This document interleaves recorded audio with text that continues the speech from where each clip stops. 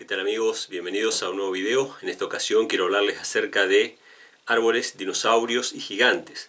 ¿Por qué elegí el título de esta manera? Porque justamente hay muchísima información dando vuelta en la web, en la red, acerca de los hallazgos de esqueletos gigantes, del ocultamiento de estos esqueletos, etc. Hay muchas noticias falsas dando vuelta también en internet, por lo cual uno puede caer presa fácilmente de estas noticias falsas y divulgarlas, y sin querer estar desinformando también al respecto. Hay muchas fotos que son realmente montajes muy burdos, sin embargo son reproducidas y son difundidas por muchas personas que sinceramente pueden llegar a creer acerca de los gigantes de la antigüedad, y sin embargo están difundiendo montajes muy burdos que lo único que traen es descrédito al mensaje que ellos mismos quieren dar. Y también hay un gran movimiento acerca de los árboles o árboles gigantes de épocas pretéritas, ¿sí? Que supuestamente fueron cortados y quedaron como unas montañas allí, ¿no? Con forma de árbol. Entonces hay mucha información respecto a esto dando vuelta, y obviamente animales gigantes que son los dinosaurios, que es algo, digamos, que oficialmente están los restos, se presentan obviamente según la teoría de la evolución. Todo este tipo de información que circula en la red me llamó la atención porque en un libro que fue escrito en el año 1870, ahora les voy a comentar un poco, este libro llamado Patriarcas y Profetas, Patriarcas y Profetas de Elena G. de White, fue escrito en el año 1870 en un momento en el cual las cuestiones con respecto a la teoría de la evolución no estaban del todo claras. Para que nos pongamos un poco en contexto, Charles Darwin publicó su libro alrededor del año 1850. El primer diente de iguanodón se encontró en la década del 20 y recién en la década del 40 se estipularon que estos animales iban a ser llamados dinosaurios o enormes reptiles o terribles reptiles de un pasado muy remoto, ¿no? Muy anterior a la humanidad, y no se tenía muy claro el tema de las dataciones de los fósiles en aquel momento. Y para que nos hagamos una idea, en el año recién 1870, justamente el mismo año en que se escribió este libro, comenzaba en los Estados Unidos lo que se conoció posteriormente como la Guerra de los Huesos. ¿Qué fue la Guerra de los Huesos? Bueno, fue realmente, literalmente una guerra entre paleontólogos o entre exploradores que querían descubrir primero las especies de antiguos saurios, es decir, luchaban entre ellos para tener el mérito, para tener el prestigio de ser los primeros descubridores de nuevas especies de antiguos animales prehistóricos.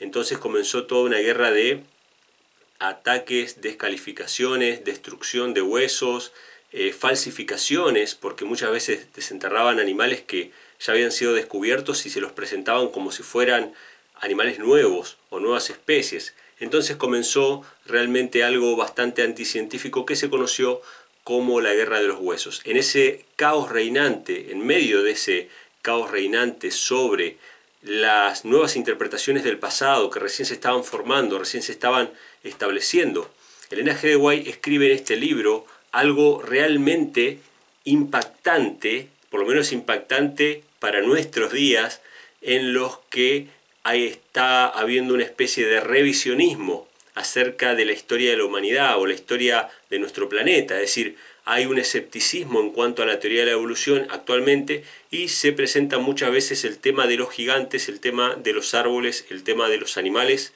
enormes como prueba, como evidencia en contra de la evolución. Es decir, hay muchas personas que están revisando la teoría de la evolución y están sacando a relucir que más bien estos hallazgos concuerdan un poco más con lo que la Biblia dice acerca del diluvio, más que con la teoría de la evolución. Y ahora vamos a ver por qué estas palabras que fueron escritas justamente en el año 1870 cobran relevancia y cobran importancia en nuestros días, en el día de las telecomunicaciones, en la época en la que los conocimientos que antes se ocultaban, como la de los esqueletos de gigantes que fueron hallados, las pisadas de gigantes que están fosilizadas en las rocas, ¿sí? Los árboles poliestratos que atraviesan muchos estratos de roca, árboles gigantes, y obviamente los animales gigantes que son presentados en los museos como que existieron hace 65 millones de años, pero en realidad son los antiguos dragones. Toda esta información que ahora se hace más visible en la era de las comunicaciones en el mero comienzo de la historia de la paleontología moderna.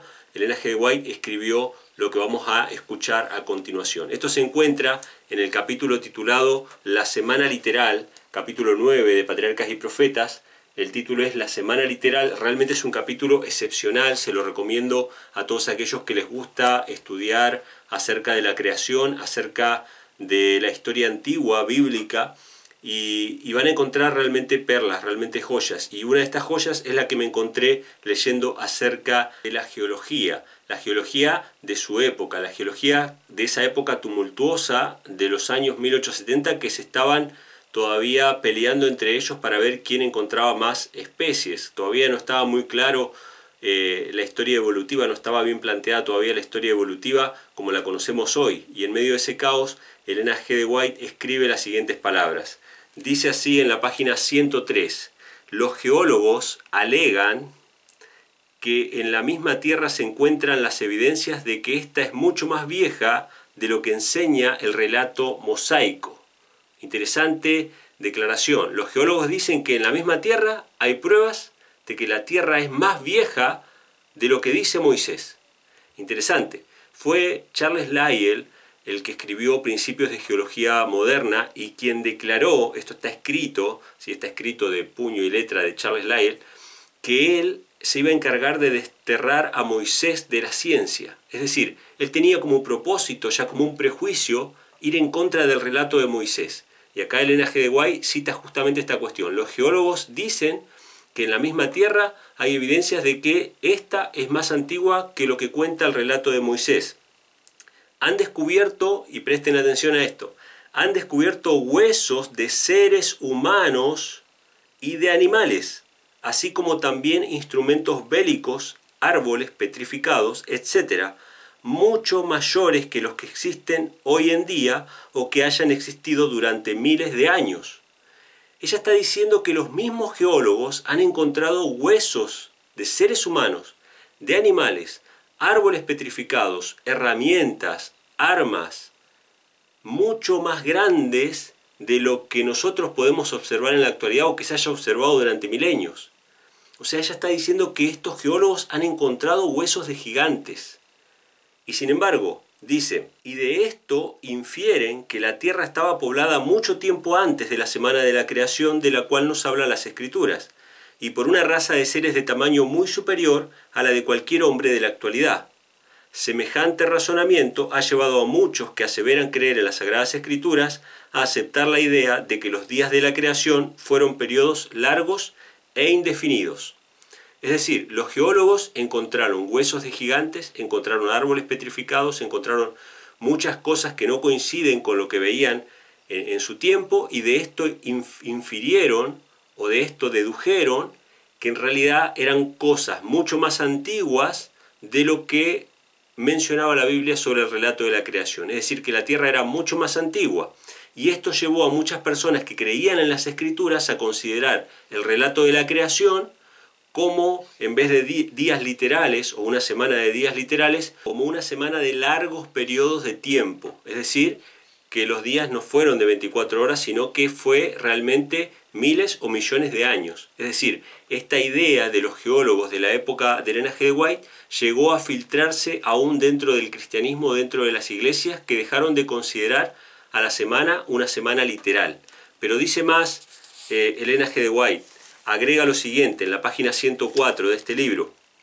En los días de Noé, hombres, animales y árboles de un tamaño muchas veces mayor que el que existen actualmente fueron sepultados y de esa manera preservados para probar a las generaciones subsiguientes que los antediluvianos perecieron por un diluvio. ¡Wow!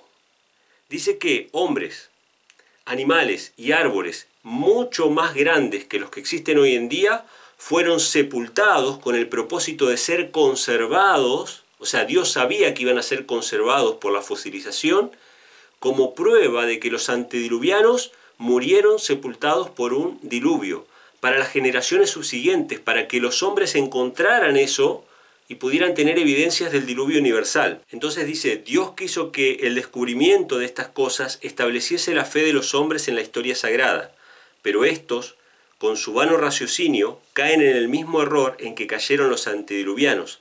Al usar mal las cosas que Dios les dio para su beneficio, las tornan en maldición. ¿Qué nos dice?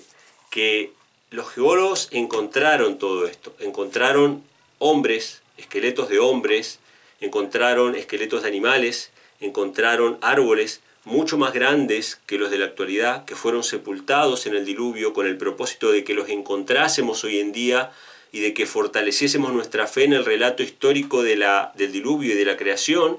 Y sin embargo dice que los hombres utilizan mal lo que Dios les dio. O sea que utilizaron esas mismas cosas para establecer una historia más antigua que el relato de la creación. Es decir, que tornaron la bendición de Dios, que era para fortalecer la fe, porque Dios nunca nos pide a nosotros fe ciega, sino que nos da las evidencias suficientes para que creamos en su palabra. Nos había dejado evidencias del diluvio universal y los hombres lo tornaron en maldición, presentándolos como evidencia de una tierra más antigua.